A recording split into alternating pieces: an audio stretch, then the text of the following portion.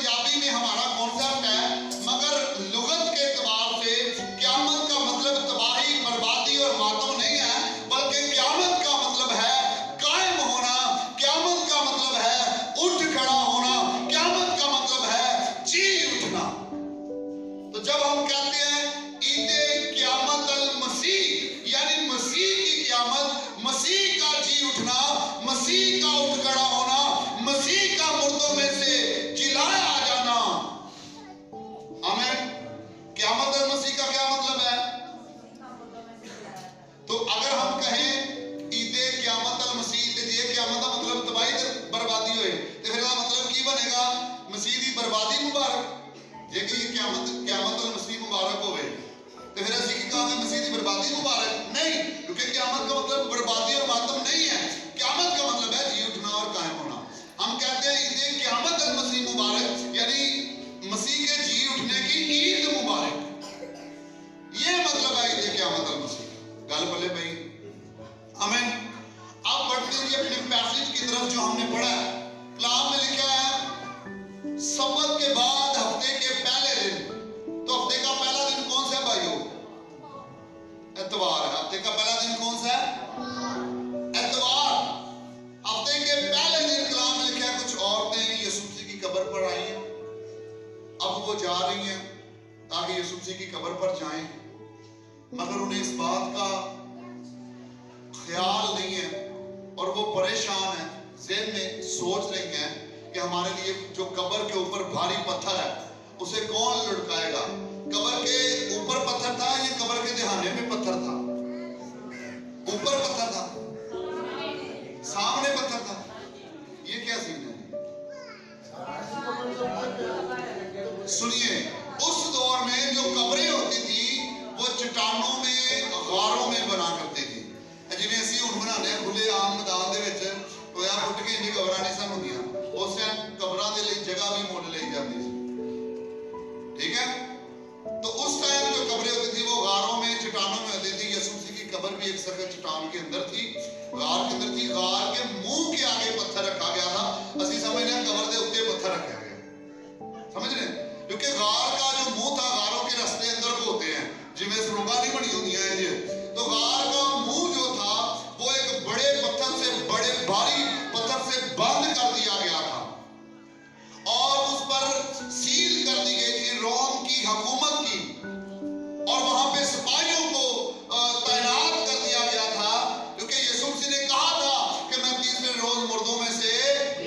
यीशु मसीह के मरण तो बाद भी उन्होंने दिलों को डर नहीं गया। हालेलुया।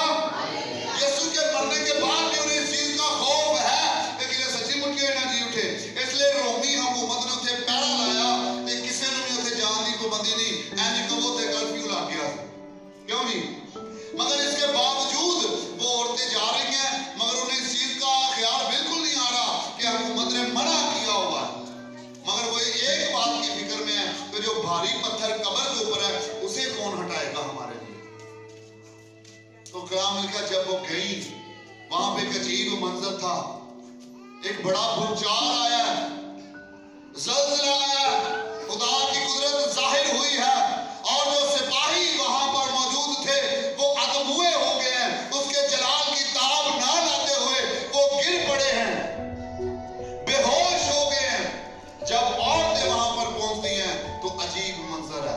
वो पत्थर जिसके बारे में वो सोच रही थी कि कौन उसे हटाएगा कि हम अंदर यीशु की कब्र के पास जाएं, तो वो पत्थर लुढ़का हुआ है, साइड पे है, और वो पत्थर जिसके ऊपर रोमी हुकूमत की मोहर की गई थी, जिसके पास जाने से मना किया गया था, फरिश्ता उन सीलों को, उन मोहरों को तोड़कर उनके ऊपर बैठा हुआ है। Hallelujah, hallelujah.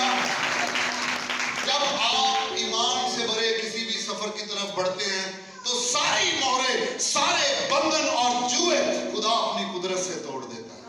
हालेलुया। वो इस बात की फिक्र में थी कि उस पत्थर को कौन हटाएगा। और कलाम में लिखा है जब वो अंदर जाती हैं तो फरिश्ता उनसे मुखातिब होता है, कहता है, यूहन्ना के इंजील में लिखा है कि वो कहता है तुम जिंदा को मुर्दों में, तुम जिंदा को मुर्दों में देखो। वो अपने कहने के मुताबिक जी उठा है। वो कहता है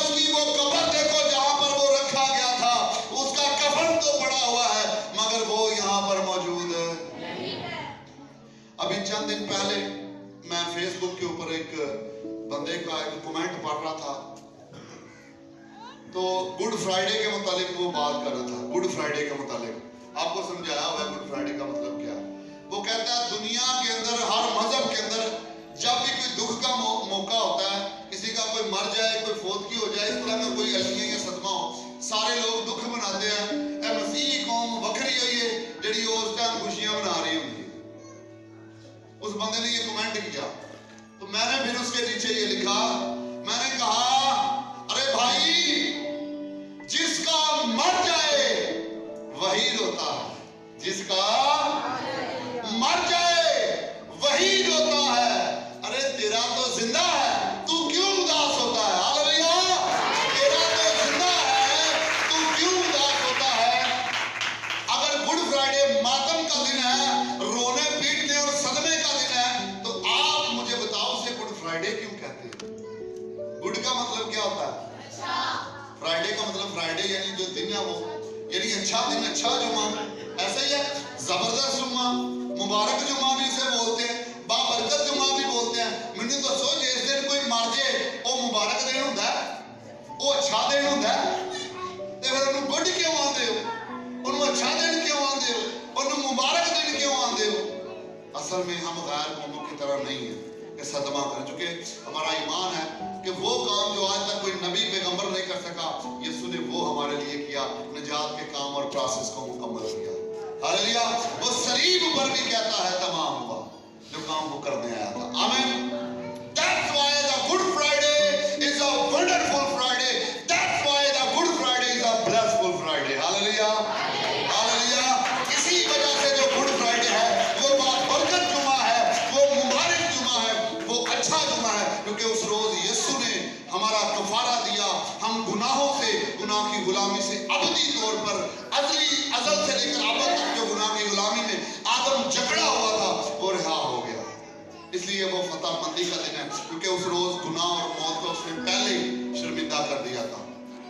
और फिर यीशु मसीह का मार के मुर्दों में से जी उठना उसकी फतह का खुल्लम खुल्ला बरमला ऐलान है। आमीन, हालेलुया, हालेलुया।